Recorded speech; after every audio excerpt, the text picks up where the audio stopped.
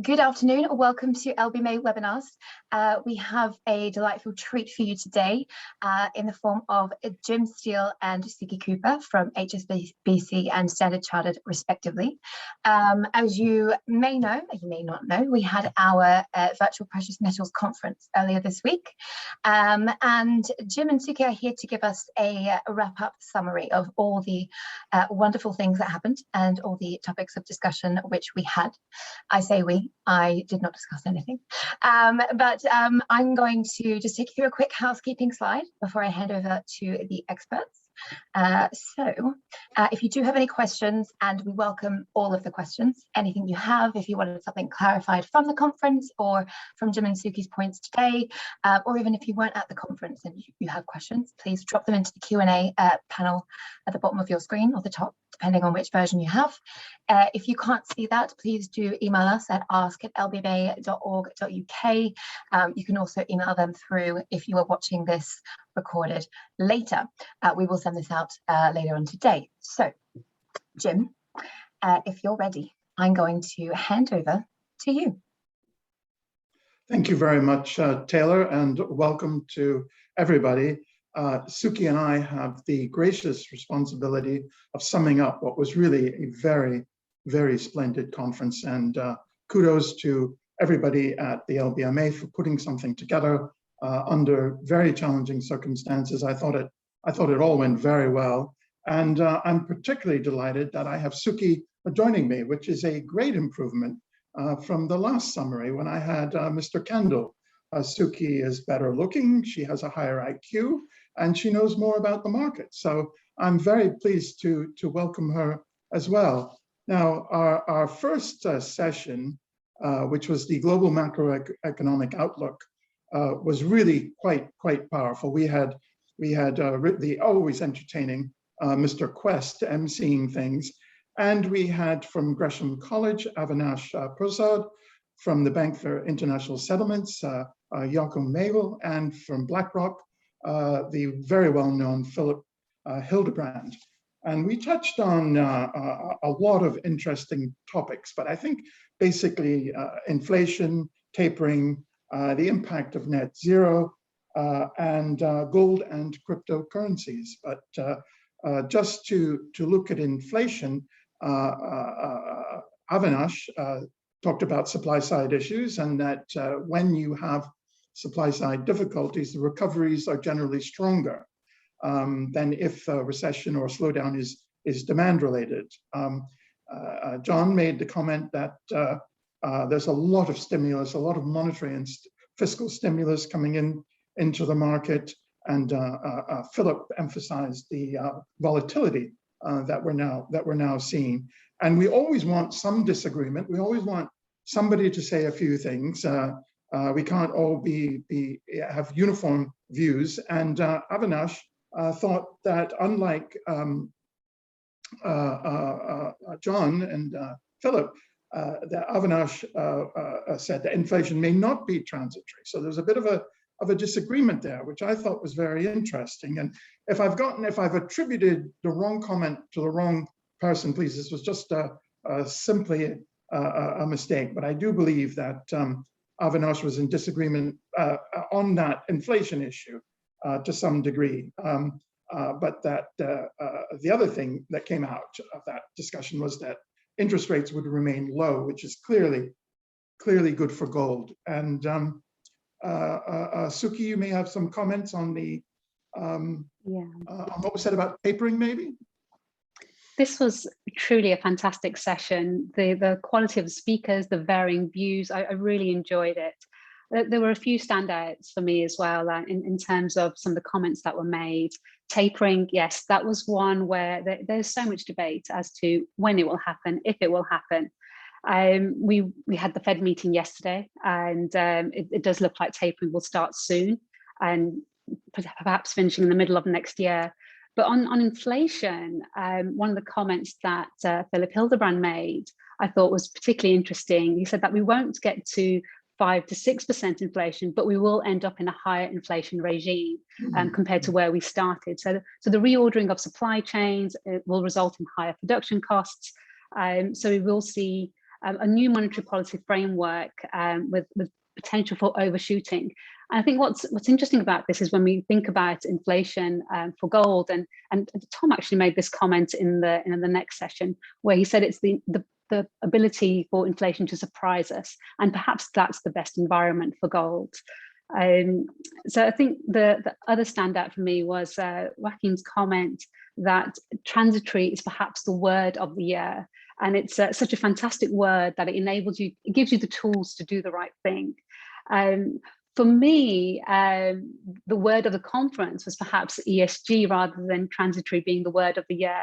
And a quick Google Trends search shows that the interest in the term ESG has doubled since pre-COVID and quadrupled since start of 2019. So I think that was a hot topic as well, and it even made the macro session.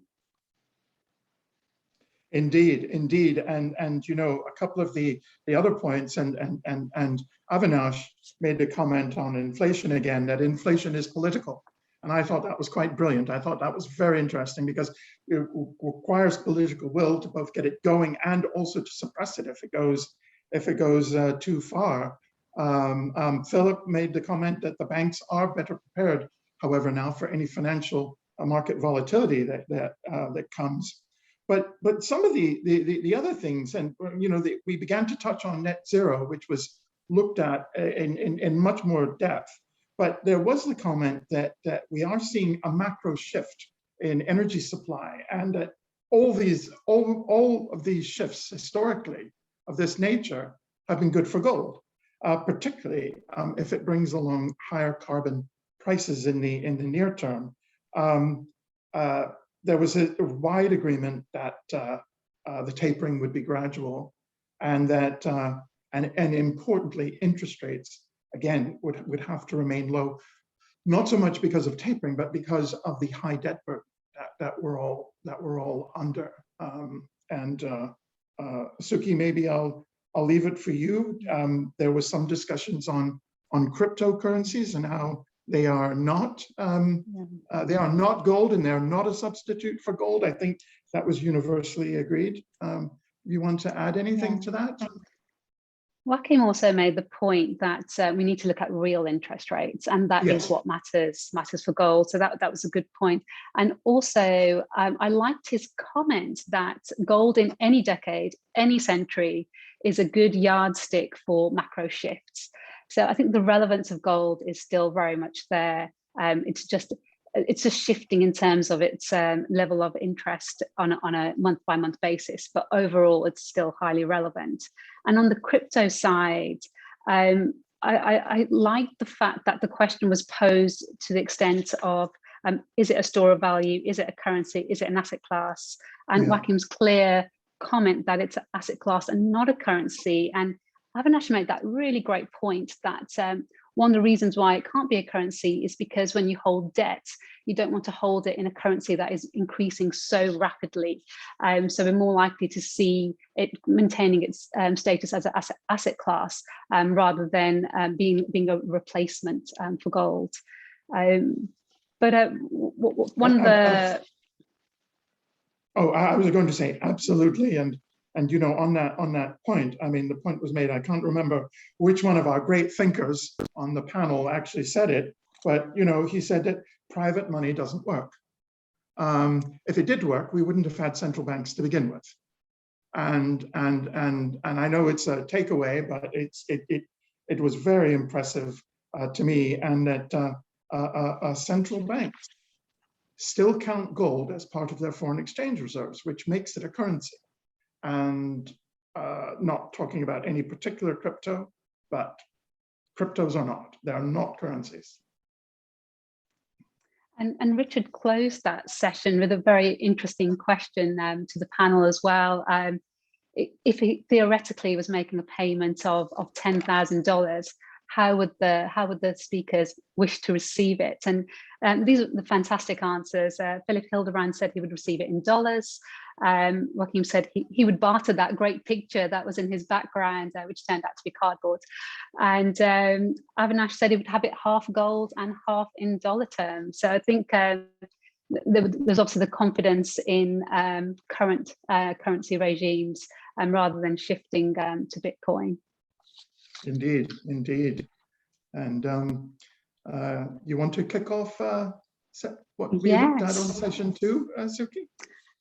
Pardon everybody, we have to go through these relatively rapidly. There was so much to say, so many good thoughts that we're actually challenged to get this in time, aren't we? We are.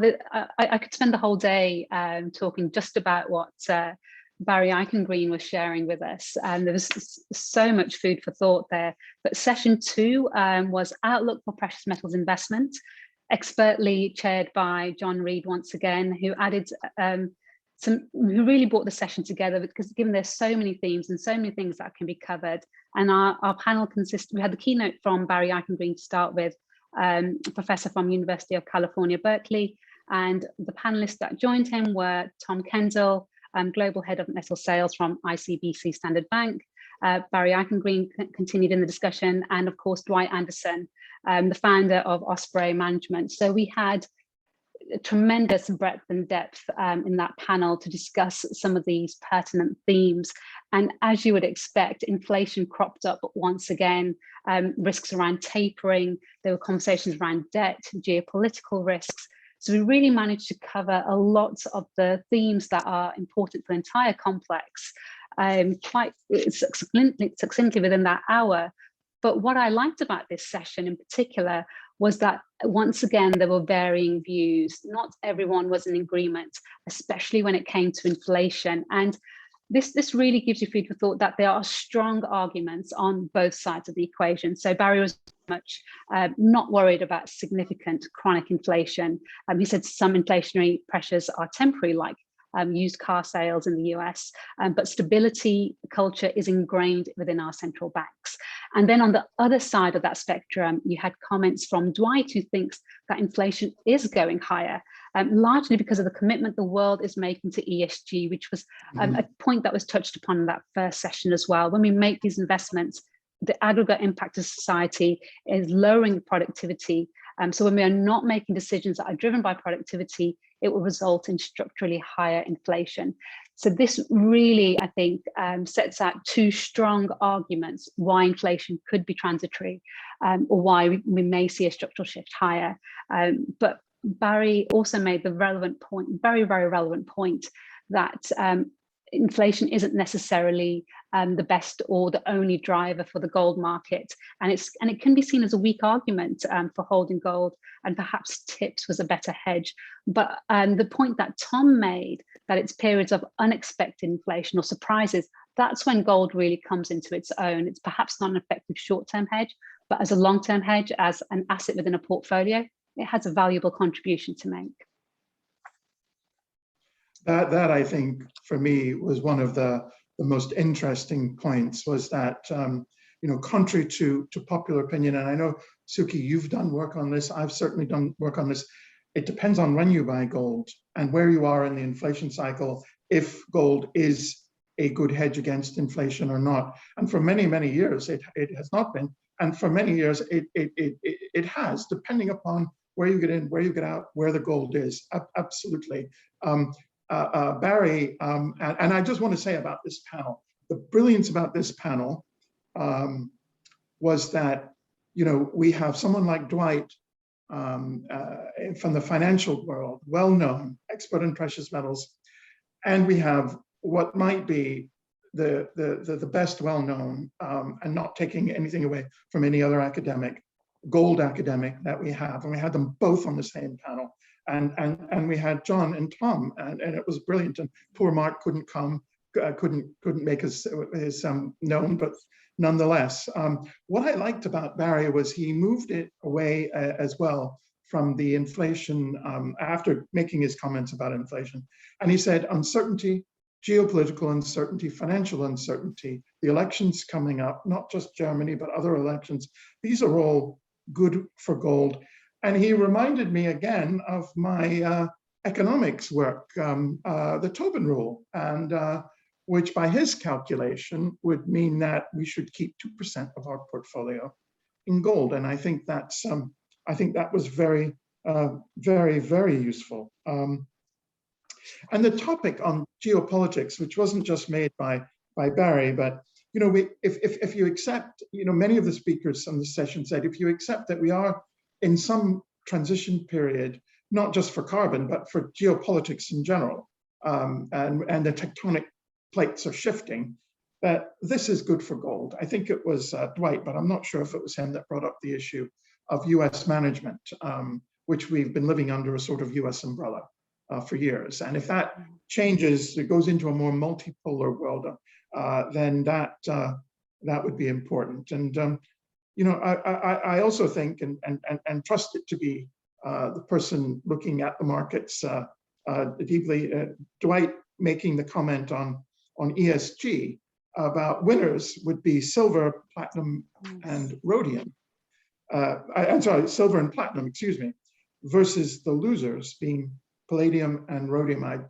I won't spend any time on that because we're going to talk about that much more, but he did flag that, and I thought that was interesting.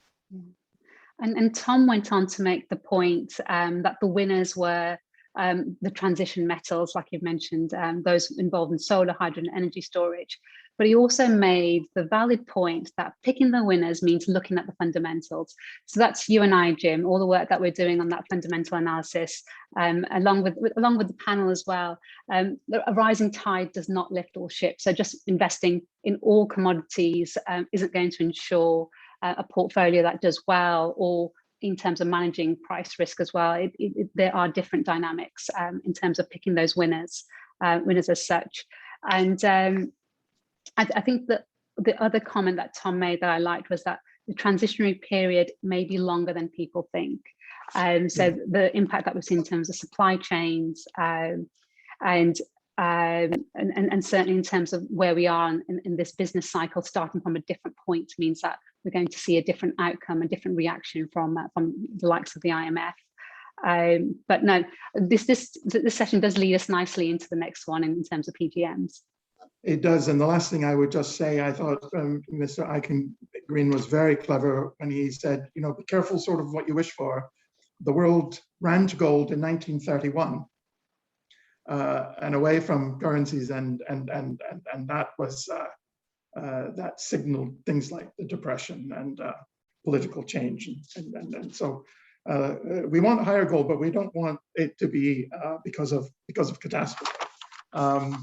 The third session, again, a power packed group. We shifted to away sort of from gold towards the towards the platinum group metals, and 4 heavy hitters: Rupin Rathatanat, forgive me, Rupin, if I haven't pronounced your name correctly, Oliver Creston, Emma Townsend, and Andy Walker.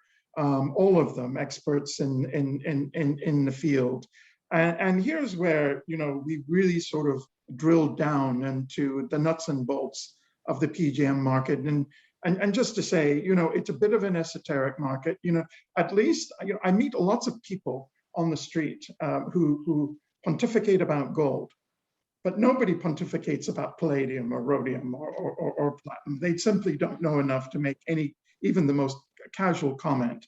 And I thought some of the comments that we got here were absolutely fantastic. By the way, Rupin from Johnson Matthey, Oliver from Creston, Emma from Implats, just to go over the people. Now, Andy made the comment that hydrogen is going to be a winner, and basically what this session showed was the shift from palladium to platinum that we're likely to see, not only because of automobile switching, but also because of hydrogen. Now, I'm old enough to remember when we shifted from platinum to palladium, and so we're sort of seeing this cycle coming back. But Andy brought up the problem of infrastructure. We have to stop selling petroleum automobiles by 2035. Will there be the infrastructure for non-petroleum vehicles? Batteries simply do not have the range, so fuel cell technology seems to be what is coming in. Emma made the good point that the producers, and the word she used was actually quite scary, producers face an existential shift in transport. And, kudos to the South African PGM industry. They have been through a lot, and they always come up swinging, and they've always kept it going. And she did make the point that South Africa is well suited for this switch to hydrogen, from the switch from palladium to platinum in the long term, because of the vast resources of the country. But there were problems. I mean, Capex, maybe not what it should be.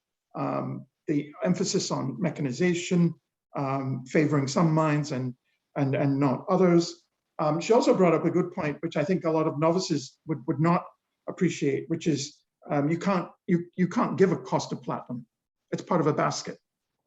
And so that price has been inflated because of that basket has done well because of palladium and rhodium, but that might not be the case. That we're seeing a shifting in the supply balance, and that is bringing a risk of imbalances with that. So great to get that. And then we had recycling, which maybe I'll leave you to make a few comments on. Suki? Yeah, before I touch on recycling, I just wanted to go back to some of Andy's comments, because we've been talking about fuel cells for an awfully long time now, and we haven't really seen such a huge impact on the balance. Maybe it's up to around about 100,000 ounces in terms of the platinum balance. So what I really liked about Andy's presentation was that he gave us reasons why it's going to be different now. And Emma said this as well. Why is it different now? What's changed? And you've mentioned the fact that we need the range from the fuel cell vehicles. We've had the infrastructure that's now being committed to from a government point of view, and autos are also making a commitment. But I think for me, the point that really hammered it home for me was with a BEV, with a pure battery electric vehicle, the battery will be too big, too expensive, too heavy, and it will reduce your payload. So these are economic reasons why fuel cells will fare much better this time as well. But the other thing that I really loved about Andy's presentation was, as an analyst, we all love new data sources, and I was so glad to be able to add another one to my armory, the irina.org, just being able to give us the loadings that we can potentially look at for platinum and iridium, I thought makes the analysis a little bit more tangible. So when we're looking at our balances, we can try and work out what that impact will be and when that turning point might materialize. In terms of Emma's comments, she put them across so eloquently when she talked about the investment in the Western Limb, and the fact that the Capex is now geared towards areas where it will improve ESG, where it's lower cost, mechanization shallow, but not in the areas where we will need that metal to support the hydrogen economy, not rich in iridium, ruthenium, and platinum. So she put it so well that the uncertainty around demand has meant that capital expenditure has not risen with better producer economics. And this is a question that we field often. Why weren't we able to see a sharp increase in supply when demand was rising? It's not that the mines can be switched on overnight. And the fact that we could potentially be looking at material imbalances over the next 15 years for platinum makes it quite a compelling reason why we will see hydrogen materializing at some point, but also moving those balances quite significantly. The scrap side for me, where Oliver really put into context just how this market functions, I thought was fantastic. He talked about there being 10,000 scrap yards around the world to start with. That's narrowed down to 10 secondary smelters that can handle the high carbon silicon carbide, and then 5 refiners that will see this metal at the end of the process and have it go back into the market. But he also put a value to some of the catalysts. So back in 2018, a typical catalyst was 50 to 75 euros. In February, just before COVID last year, it spiked to 140 euros. And by May of last year, it was around about 260 euros per catalyst. So in 3 years, the price had gone up by 4 times. Prices are now back closer to 100 euros, but a much more healthy market for those catalysts. So we've seen the impact of higher prices in terms of the discussions we've seen around substitution and switching, but also to see what the impact it's had on the recycling sector is quite fascinating as well. But the point that Oliver made that really gave me food for thought was when he said, yes, the chip shortages mean that we've seen higher used car prices, people holding onto their vehicles for a little longer. But will we get massive scrappage schemes at some point when we start to see this shift towards battery electric vehicles? Yes, indeed. I mean, and just to put it simply, one of the speakers said, I think it was him, is that, you know, where's palladium going to go?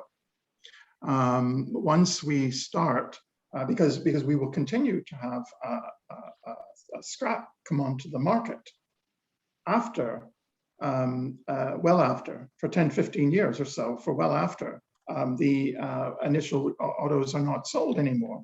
So, but in the near term, I agree, it was marvelous. You know, he went through 10,000 scrap yards, 1,000 collection points down to 10 sectors, that refiners. That just needs to be repeated. You've already made the point, but I thought it was brilliant. And right now, you know, we do have these bottlenecks, which is the point was made. And again, I agree from a calculation point of view, it's absolutely marvelous to see what these loadings may be like per vehicle, because I don't know about you, but I spend a lot of time trying to figure out what they are, and they're very difficult because they change between vehicles, they change between legislation, and they change between types of vehicles and size. So very, very interesting. I thought Rupen did a great job in summing things up. You know, when he made the point that there's, which you've just done, which is, you know, there's this timing gap between the decline in palladium and the increase in platinum, and this is a worry. This is what's going to cause some friction in the market. This is always the case with free markets. And the balance which was made by one of the speakers was the balance may be struck by recycling, and they will fill in the deficits one side and absorb the surplus on the other. But again, you know, from the production side, the low risk mines, the point was made, are really not the ones that we want to get product from right now. And these higher risk mines need to be made. And you know, further to that, because we kept speaking about the shift in this session from palladium to platinum with a sort of ESG hydrogen background and the carbon net zero, you know, there wasn't any time to get onto some of the other issues, but some of the ones that were touched was energy to the mines, electricity supplies, the availability of water, and also talent and high productive labor. Is that in good supply? So you know, we could have gone on for hours, and we simply didn't have enough time. But Rupen was able to make that that conclusion. And now I think we are probably going to maybe repeat ourselves slightly, because the ESG topic was brought up, and you can lead us into the next session, Suki, if you're ready. I was just going to add that so many of these topics, and ESG in particular, were discussed further in the breakout sessions as well, where we had the chance to speak directly to some of the panelists and some of the speakers to just to be able to dwell further on some of those topics. And ESG did come up again in those breakout sessions. And I just wanted to quickly mention that it also came up in the PGM session when Oliver mentioned that when we look at the carbon content from the silicon carbide and that these are particulate filter recycling when it's smelt and burnt, it offset the benefits of being able to retrieve metal from the secondary market versus the primary market. Yes. But switching switching to the primary market. So the next session, session 4, once again, just a powerhouse of speakers. We had key challenges facing the global mining industry. And the session was led by Roger Baxter, CEO of Minerals Council, who has been in the market for such a long time and knows the South African market incredibly well.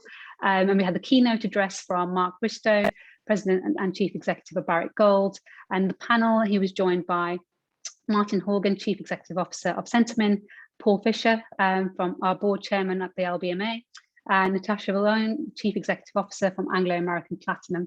So we had a great spectrum across gold and the PGMs, looking at some of the challenges. And I think when we look at this session, as you mentioned, you may have been forgiven for thinking that we'd entered an ESG session. Normally, when we think about the challenges facing the global mining community, we often think about costs, we think about ore grades, we think about labor disruption. But the one common theme that every single CEO mentioned was how important ESG was, and how Mark mentioned it had moved from the margins to the mainstream. Natasha mentioned that it's not optional, but is now a prerequisite to deliver value. And Martin mentioned that, and he gave a fantastic example of how ESG was actually a benefit and it shouldn't be seen as a cost. Yes, it's a social license that's required to do business, but it's also good business practice. And he gave a fantastic example of how they were using a solar project in Egypt to commission a 36 megawatt plant, which costs $35 million, and it will save them $10 to $11 million per year. So ESG is good social practice, but also makes business sense as well. Before I jump to my next point, did you want to add anything on the ESG before because the next point I might go on a little while. Oh, certainly. Well, I wanted to say that as far as the panel goes, I think Roger Baxter has been in the business as long as I have, and what upsets me so much is that he hasn't aged a day, and I have aged rapidly. So kudos to him for that. But really, if I ran a public relations firm, I would want Mark Bristow. I thought his opening address was absolutely brilliant. 90 metals and minerals required for not just to sustain civilization itself. We would not have the modern world. I know that we all know this, but it bears repeating. And he made the point that the industry has a bad press through no fault of their own. And it is not fair because we could not, well, we wouldn't be in a position to criticize the mines if they weren't there to begin with. And I think this is really important. And Mark showed clear sympathy for how wealth percolates down to mine owners, how we have to be careful about shifting away because of all the people that, which Paul made the point of, tens of millions of people depend on mining worldwide, one way or the other. And that really it's up to all of us to make the case for metals in general, and also the case for gold. And it's quite clear that by doing good, you can also do well.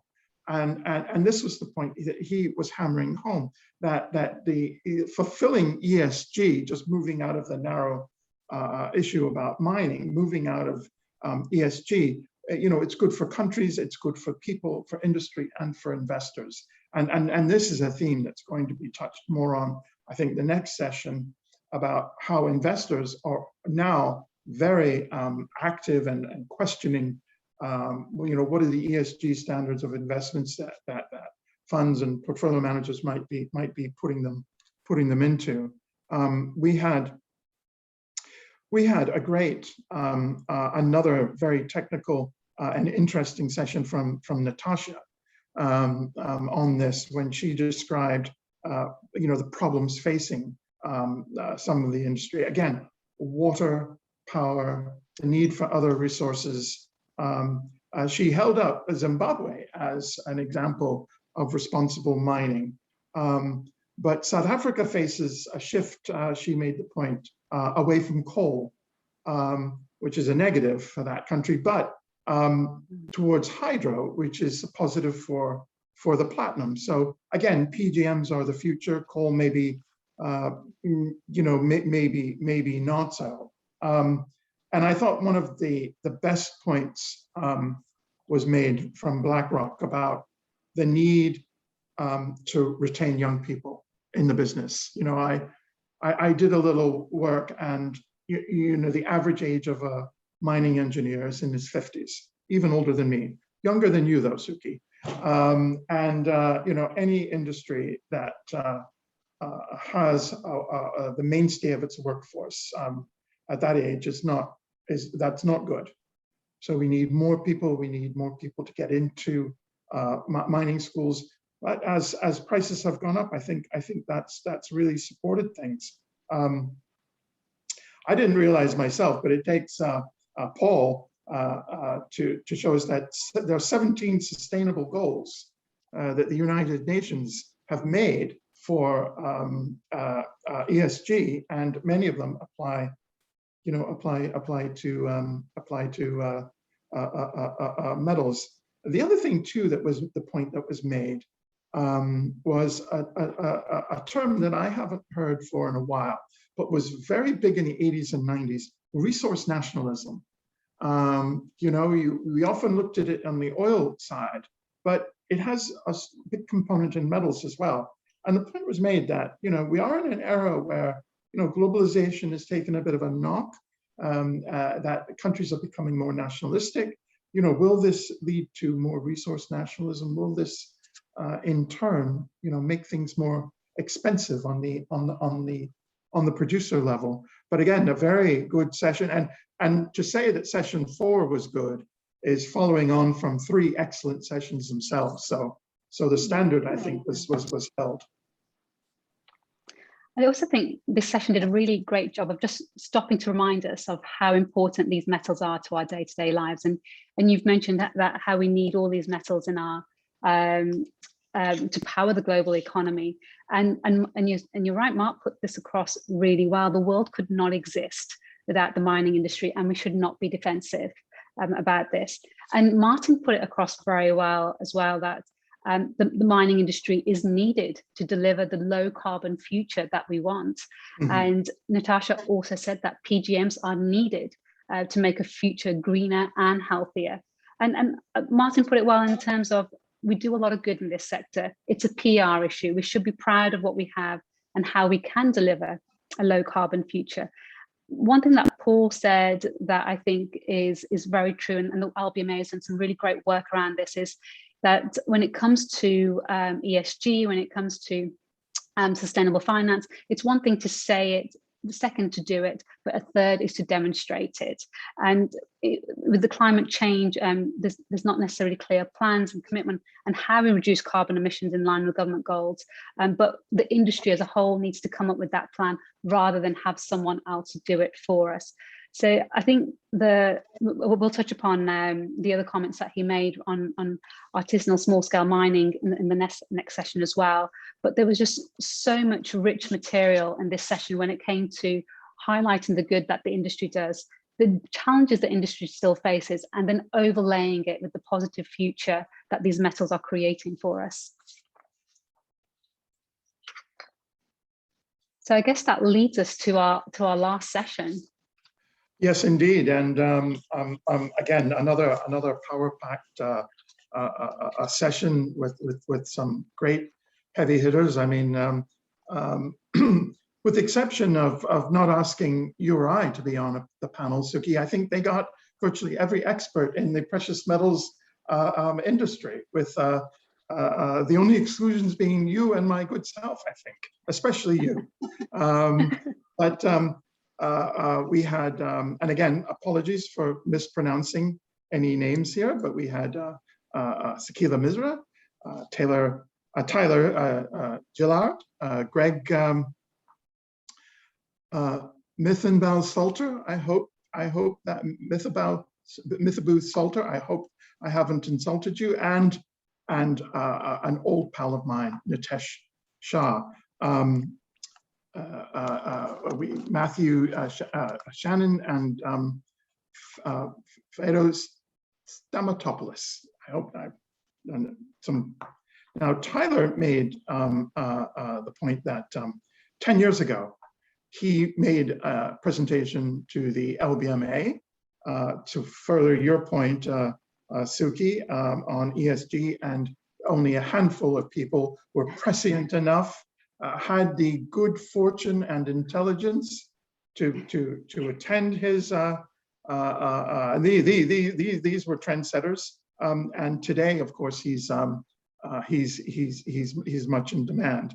And we got onto the seamy dark side of life a little bit, and he talked about we needed progress against criminals and terrorists using gold, which is very disturbing on a serious note, which is very disturbing for all of us. And that he had some figures that perhaps as much as 5% of gold was used illicitly in one way or another. And just to point out, how seriously, your bank, my bank, everybody, every serious person in the business takes this. And this is really quite something. It's not, and how the OECD is looking at this in many different ways, from tax policy, financial market scrutiny, to looking at the major gold trading centers, to regs for refining, and all sorts of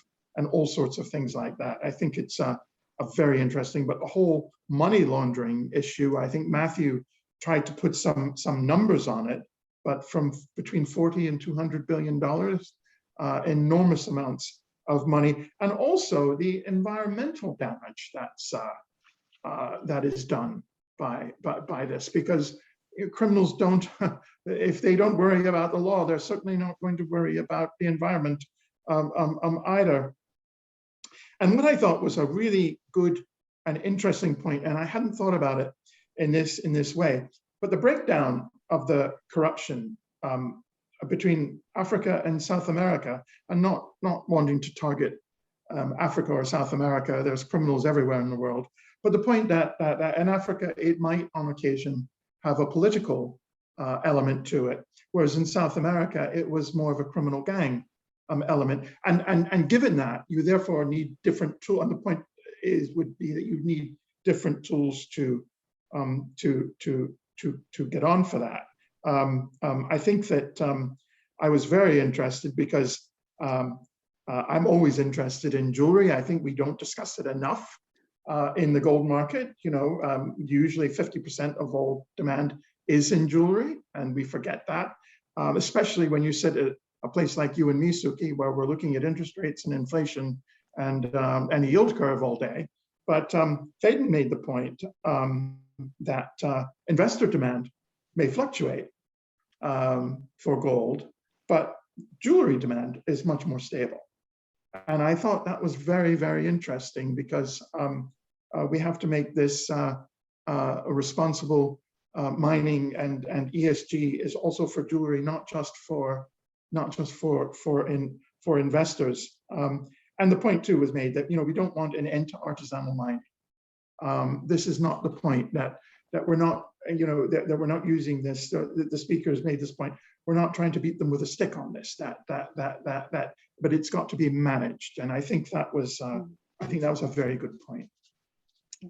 I'd have to say, I think the reason Faden won speaker of the conference, of the virtual conference, was that very comment. I think the fact that he said that ASM mines are continuing to produce, no matter what happens, they are going to produce. And it's what they do with the material. It presents the biggest risk. And if they don't engage, it'll take other routes instead. But he qualified this as well. He put a quantity around it. He said, if you take 400 tons that's produced annually, assume there's a 30% discount, that's $6 billion that's lost every single year. So I think that really hammered home just how important this sector was. But also just going back to one of the comments that Tyler made, he posed the question, how does responsible sourcing fit in with ESG? And he mentioned that funds invested in ESG have doubled to 40 trillion AUM since 2019. And I recall there was a Bloomberg article earlier this year that talked about it's likely to continue to grow up to about 53 trillion by 2025. So it's a really strong investment area. And Sakila did say that the buzzword for the conference is ESG, and I wholeheartedly would agree with that. Nitesh also made an interesting point just talking about how investors are sticking to the downstream of the value chain, but it drives up, everything that they do drives up further up the value chain, and they're putting ESG, investors are putting ESG at the front and center. It's the first question that they will ask. But no, a strong finish to an exceptional conference. And just on that point, just to mention, Nitesh made a very telling point. Investors question him and those like him in the business on ESG. They want a high level of ESG, but they still want low cost. And yes. And he made the point that you cannot have a premium for gold, and that the liquidity is key. So these are some, issues. And I'll just leave it at that. Suki, maybe you can give us a summation of the summary. So it was truly job well done from the LBMA, an exceptional conference, such strong speakers, fantastic content that was covered. So our thanks to Ruth Crowell, Adele Tully, Taylor Birch, and the rest of the LBMA team. It was truly exceptional, putting together such a wonderful conference, and having the opportunity during those breakout sessions to speak to the panelists a little bit further, to question them a little bit more on ESG and the other topics that were covered. And of course, Jim, we had the chance for speed networking as well, in absence of being able to meet industry contacts and friends across the industry. We did have a chance to meet them quickly, and that was a great use of time. But of course, next year we do get to meet in person from the 16th to the 18th of October. We will get to Lisbon, Third Time's a Charm, to host an in-person conference. So I'm really looking forward to seeing everyone in person and discussing these themes, and I'm sure more in terms of what pans out. But before I finish, I just wanted to say that LBMA did also get the chance to put that price poll together. And I have to say the audience has been relatively accurate in most years. And in 4 of the past 7 years, the price has only been out by less than 5%. And the audience polled was rather optimistic on gold. They thought that the price at the time of the next conference, so the 17th of October, will be 1969. So that's compared to the spot price at the time at 1756. Similarly positive on silver. They thought the price would be around $26.76 compared to 23. Platinum, very positive. They had the price at 1345. And probably the least positive on palladium, pretty much a flat price from where we are today. And I think next year is going to be particularly interesting, where we see the end of tapering, so it's Fed tapering, perhaps rate hikes, but also how the chip shortages pan out. So I think the conference will be a great place for us to gather and discuss in more detail. But thank you once again to the LBMA. And if you do have any questions, please do reach out to Jim or myself. And I'll hand back to you, Taylor. Sorry. Thank you. And the whole thing, and particularly I want to pay my compliments to the LBMA. Absolutely spectacular session. I just will say there is a question that has come through. Just about hydrogen. Can you see that, Suki? Would you like to answer that?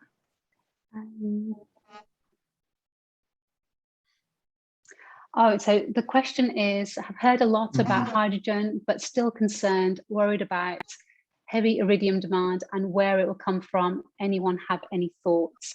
I think Emma touched upon this point very well during her session, and we have seen iridium prices doing tremendously well over the past year. They're up 90% year to date. But as she highlighted, that the investment isn't in the Western Limb, where we would tend to see the growth in Iridium. So I think it is an area of concern, given that technology is still evolving. Of course, there could be some changes in terms of loading. We might see some thrifting. But I think at the moment, it looks like that's going to be a very tight market. Jim, did you have anything that you wanted to add on that one? No, I think that's absolutely right. And we might be looking at Iridium the way we have looked at rhodium with the when we had the shift towards the palladium and the exclusion of platinum from gasoline vehicles. So I think that's definitely an issue, and it just underlines, you know, that the Western Limb has got to be that it would be positive for the Western Limb to be developed, and it's going to be in these minor metals that and also, if I may say too, in the rare earths, which it doesn't touch on this conference, it's where we're going to get these glitches and these fractures between supply and demand, and we're going to be talking more and more about them, I think, going forward, because for all those reasons that were highlighted in the conference, fuel cells look as if they're on the cards. I mean, it's not waiting for Godot anymore when it comes to hydrogen. It's coming. Great, thank you very much. I see we don't have any more. I'd like to think it's because Suki and I covered things so incredibly thoroughly that we answered every single question that anybody could have had. You did an excellent job. I think you were both very thorough. Having sat through all the sessions, I think you covered all of the points. So obviously, if anybody does have any questions later, like I said, just email ask@lbma.org.uk. I'm sure Suki and Jim will be very happy to receive your questions. I may have just volunteered you for that, but I can see you nodding, so I'll take that as a yes. I'll forward them across to Jim and Suki. And with that, we'll wrap up the webinar. I will just do another brief wrap-up summary of the upcoming events. So over the next couple of weeks, we will have webinars coming back, and so what we will do is we'll let you know these details, but we do have some events coming up in December. So if you look at your screen, we do have the annual dinner coming up on the 1st of December, so save the date. We are joining with LPPM and IPMI. Also, we have the LBMA seminar, which will take place that day, so stay tuned for some more information about both of those things. We also have our Loco London courses on the 2nd and 3rd of December, so introduction will take place on the 2nd and how to use Loco London will take place on the 3rd. So if you do want to kind of do a bulk training course, if you can sacrifice 2 days in a row, it's December, so I think, you know, things quieten down a little bit, you might be able to do that. And as Suki did say, we did launch our conference for 2022. So we are finally going to go to Lisbon. I am crossing fingers and toes, but that will take place on the 16th to the 18th of October next year. So if you do have any questions, again, you can contact anybody that you know at the LBMA or the ask@lbma.org.uk email address, or of course, you can head to our website or our social media accounts. We'd love to hear from you, and we'd love to tell you more about the events that we have coming up. So enough of me waffling on. I want to thank Suki and Jim. Honestly, it's a pleasure to have you join me on the webinars, and I hope to see you again on one of them soon. Thank you. Thank you.